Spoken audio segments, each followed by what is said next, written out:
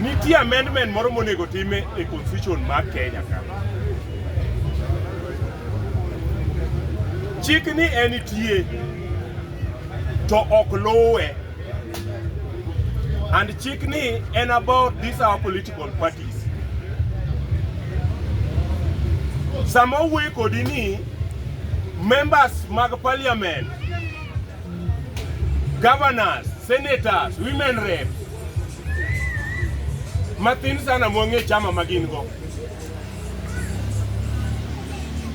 And this chik ni en gima wacho ni once ichako ni idwa sell ideology mar party manok oteri e parliament, so it is deemed you have resigned from that political party, and therefore these people should come back and seek fresh mandate from people of Kenya. Okwanyala afford bedo gi chik manitie tok luwe. Sani jo UDA most percentage maduong' onego beni resign mondo mi gichak dogo dhi oyiergi. Okwanya bedo gi members mag parliament machamo msara e chama ma already giseweyo. Mano gima okonya yie Kenya ka. And this is the thing makelo confusion e Kenyan politics. Another amendment monego beni timo en mar governor and his deputy. Okwanyal bedo gi deputy governor ma en obedo mana relegated duties gi governor. And when it comes to kaka governor to nikoro wanyalo kao ngani twaketo ni en obedo as governor. How? Kasama governor nitie to ngani ok nyal yudo kata thuolo mar tiyo. Ang'o momiyo ka governor to koro en gi all the powers mar kao gino automatic. Onego beno loso constitution ma miyo even the deputy governor some functions monego beno tim. Ok ni governor ma delegate. Sani koro governor, for example, governor Masia, en oringo left, right and center, odwaro president. And yet, pod en gi mandate mar lead Sia people. Samo onge ma en oluoro dhi Mombasa dhi konego. Who is in charge of Sia County? Constitution does not allow deputy governor mondo miyo act kaka governor sama governor ringo off. Irito ni nyaka governor tho. To once ni governor tho, ni koro to nyalo tiyo full. Mano chik ma should be amended mondo mi obed gimoro moriere.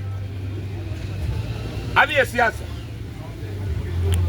Awinjo ka jo ODM moko wacho, nitie moko mapod giwacho ni gin gibet e fence. They are not one term, they are not two term. Kuma gichunge gi kia. Mano confusion mar Raila. Magi joma ne Raila konyo in everything.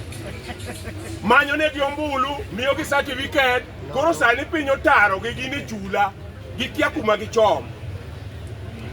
Kagi wacho ni this right at this time gidwaro structure negotiation gi William Ruto, which means ni negotiation mane Raila loso gi Moija was not structured.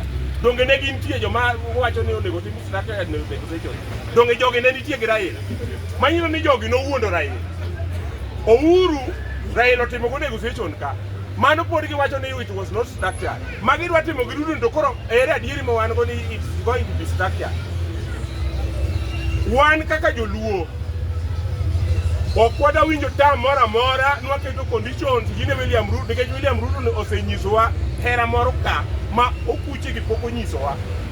Jomoko siko mana ni idhi riembu 2020 why no se riembu adidi ekidhi riembu mokwongo dongo se riembu mang'eny Kenyatta dongo Odinga dongo wewe telo kae kono osemiye kurito ng'ambo mutweje kuwo komiyo notiyo kode naladi kapok oriembe. Dongo noriembe. Kibaki dongo chodho kagi e Wilbar. Notieko ndaledi kapok oriembo Raila. Koro wan riembo go to king'ado buogwa go. King'ado buogwa ni riembwa. William ni mosegino ma dowa bore gire ni. To sekelo na joka nwa moso to gimwa yudo to. The maybe Raila ne yudo mana mochame iye kien. To ma mipogo ka koro ng'ani pogo ni to nokwane. Koro this is the right person mangato kiwuondwa ni mondo mi wowuoge ni wadhi manyo. Ukuje wacho ni okodich gi janu. Nigi ni magindiko wa. It is good gindiko wa. E matatu ang'o. Jaluo gima dwa nyisi ni okuyo dich kodwa moloyo kaka wadich kod. Nikech kata matatu gi magi wacho no. Jaluo always timo giri professional. Ubed pango gari wapango professional. Abiri biro wakati gari gi thuon kata iyo dagi biro donjo mochul pesa. Mano jaluo. Jaluo kwa kasero nyako wasero nyako professional. Luok to tera nyaka paro omiyo nyaka wache yo moro mokue ok omwomre gi sero kata idho mna yath idho yath professional omiyo jogo nya wacho ni ok gidich kodwa jogo dich kodwa mondo kaka wadich kodwa joluo mok dwa nyiewo geche mondo otketnwa ndara momiyo kuche gidwa chayo ni Nyaogenya emudong' ni mane jaluo mane gi bas to Nyaogenya bende osefwenyo ni en kende kombe Nyaogenya ichalo mana ng'ama obet e dier ot piny ni mane bas ma wanyalo kero ni mar jaluo nyiew noru bases mondo jogo we chayo kaka gidwa chayo wang'e to ka gineno ni gin ema giting'o gikawo geche go dhi ring Nyeri koro wane kado giyud joma idho geche koro onge gimoro mokunya wacho ni ok odich kodwa jogi wa odich kodwa mondo kaka wadich kodwa obed gedo watimo gikwa professional koro kik ng'ato biewa in anyway ado wuoye wach mar schools jo board mag school we kuru kwalo jonyuol rewe mukwale jonyuol nitie weche mag school buses an pod awuoro ni nitie counties moko ma pod schools jonyuol chulo pesa mar bus ana awuoro sana tiek moro nadhie mayudo ni pod jonyuol choko pesa bus gima na awuoro wan bondowa school maonge bus mana manyochak nyoro ochanda biro full gi CDF full to keto nyanyuol ok chul pesa